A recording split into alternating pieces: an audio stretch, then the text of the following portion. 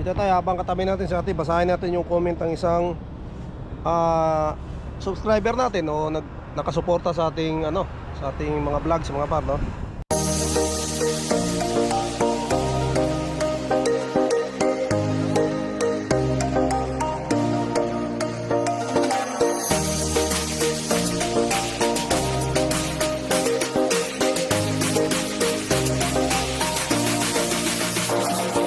Tos Davao del Sur nandito. Oh, Canada.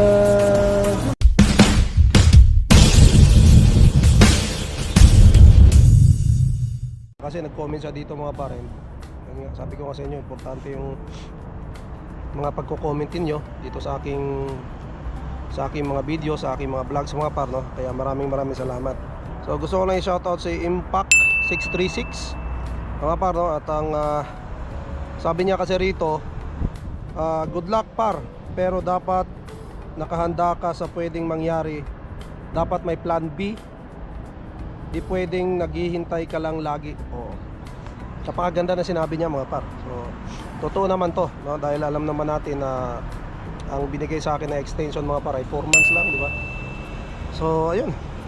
So kailangan ko talagang hindi nga lang plan B mga par, no? Plan C, D, E, F, G, hanggang sabi nga nila hanggang plan Z. Dapat meron ka, dahil hindi lang naman sa pag-extend mo ng status ka sa PR mga par, no? Kasi hindi nga natatapos ang lahat pagka hindi ka pa nakakuha ng status, no? Or yung permanent residence mo. So talagang wala pa yan, hindi pa tapos yan, no? So ayun. Ayun nga, no, siyempre yung napapiyawan ko na naman mga par sa inyo nung nakarang mga videos ko, no, na kailangan talaga na may mag-extend para makapag-stay kami rito, legal kami makapag-stay rito mga par, no? So dahil nga hanggang July na lang kami, no, dahil yun, nasabi ko na rin sa inyo yung dahilan, dahil si Mrs. nga hanggang July lang yung status. Kaya naman ako nag-stay dito sa Canada mga par, no, ang ginawa kong dahilan kaya ako nag-tourist visa para samahan ko si Mrs., no, na habang nag-aaral siya, no, para kasama ako, no, kasama rin yung anak ko, no, para may mag-a-assist din sa anak ko, tapos nag-aaral pa si Mrs. Yun yung ginawa kong dahilan mga par, kasi gumawa rin ako ng sulat mga par, no. So siyempre ilalagay mo doon kung anong dahilan mo bakit ka mag-apply ng tourist. So nilagay ko doon mga par, no, kaya ako mag-apply ng tourist dahil nag-aaral pa si Mrs., no, hanggang July. So kailangan ko mag-stay hanggang matapos yung school ni Mrs. Yun yung dahilan na nilagay ko mga par, no. And then yung mga proof of funds, yung proof of funds namin, no, yung mga ni Mrs. sa school. So kailangan mo talagang patunayan sa sa visa officer na talagang genuine or legit yung mo. Legit yung mo mga par, yung dahilan, no, kung bakit ka mag-stay. Hindi lang sa sulat mga par, mayroon mga documents din gaya ng ni Mrs., yung visa niya, yung permit niya, study permit niya mga par, yung study visa niya, no, hanggang July makikita naman nila doon kasi may record, no, yung ng school, kung nag-aaral pa talaga, letter of acceptance, no, ma-check rin naman nila yan kasi may mga pwede na rin tawagan, no. At syempre yung sa tourist kasi yung proof of funds napaka-importante din, no? So ma-check rin naman nila sa bangko yan kung meron talagang laman o ano. Hindi ka pwedeng gawa ng mga hindi totoo, dahil talaga namang malalaman nila yan mga par, no? Hindi po pwede ang pagsisinungaling ka dahil maapektuhan yung application yan mga par, malamang sa malamang, no? Lalo pag pineke mo, no? Ako po, talaga namang yan, tapos ang pangarap ko, ang Canada dream mo dyan mga par, no? Kasi siyempre, diba, sinungaling ka, king red flag nun, no? At talaga namang maapektuhan yung application mo niyan mga par, no? Ayun si ate, oh. So ayun mga par, no? Lubat na yung natin, yung GoPro. So mahirap talaga ang mga par, kasi yung GoPro natin ay mabilis na maglobat, no? So talaga yung battery wala na. Kung yun nga, mag-apply kayo at maglalagay kayo ng isang documents no, doon sa application nyo. So dapat handa kayong mga par, handa kayong i-explain yan kung sakaling questionin ng IRCC yan, no.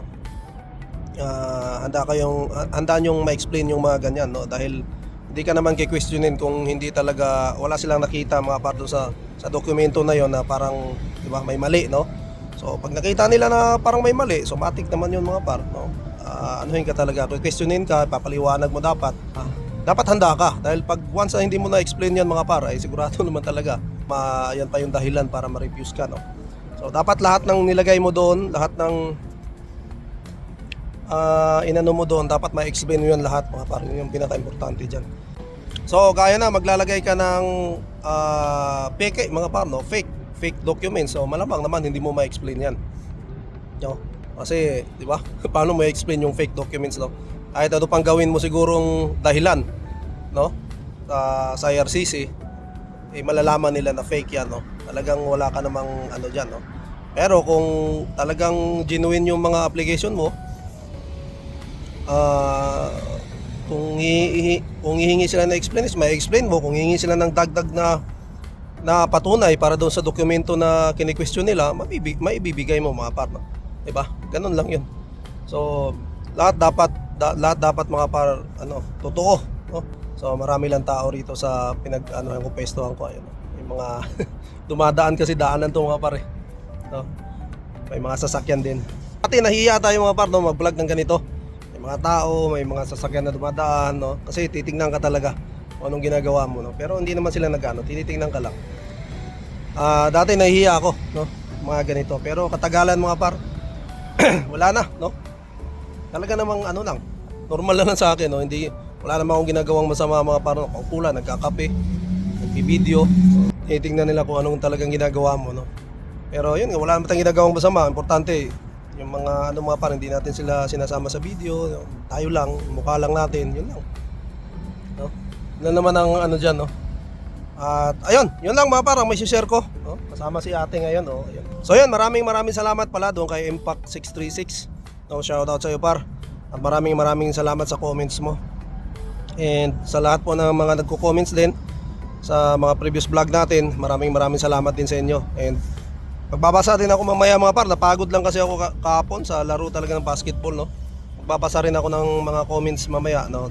At sasagutin natin kung may mga tanong doon, no? At kung may share tayo, sasagutin din natin doon, no? Kaya yon, malaking bagay po yung inyong pagko-comment sa mga vlogs ko. Maraming salamat. Maganda or hindi magandang comments, importante po sa akin yan, binabasa ko po yan, at sinasagot ko po yan, no? Sa comment section mga par. So maraming salamat sa inyo, no? So enjoyin ko lang tong kape mga par, and lalakad pa ako ng konti mamaya doon. Ikot-ikot ako. Kulang pa yung lakad ko, bitin pa ako, no? Gusto kong to para kasi masakit yung paa ko sa basketball, no? Gusto kong iunat-unat talaga itong mga par, no? Para masanay, para sunod na laro, baka sunod Sabado maglaro uli, no? Medyo na. At saka yung muscle mo ba talagang rin talaga. So yun lang mga par, no? Maraming salamat sa inyo at sa lahat ng nakasuporta sa ating munting channel, no? Maraming salamat po sa inyo. And ingat po kayong lahat, and tiwala lang, dasal lang, no? At malalagpasan natin to lahat mga par, yung itong mga pagsubok na to. Gawin yung part natin mga par para may apply kung ano man yung mga dapat i-apply, no? Pero syempre tandaan, dapat totoo, genuine lahat. Totoo lahat ng dokumento na ilalagay nyo dyan sa application nyo mga par. So yun lang, maraming salamat sa inyo. Siguro dito ko muna tatapusin na aking vlog mga par. To God be all the glory. Enjoyin lang natin yung Canada habang nandito pa tayo, no? Dahil hindi natin alam kung hanggang kailan or kung makukuha pa natin yung ating mga inaasama sa mga par. So thank you, to God be all the glory, and we'll see you in my next one. Bye!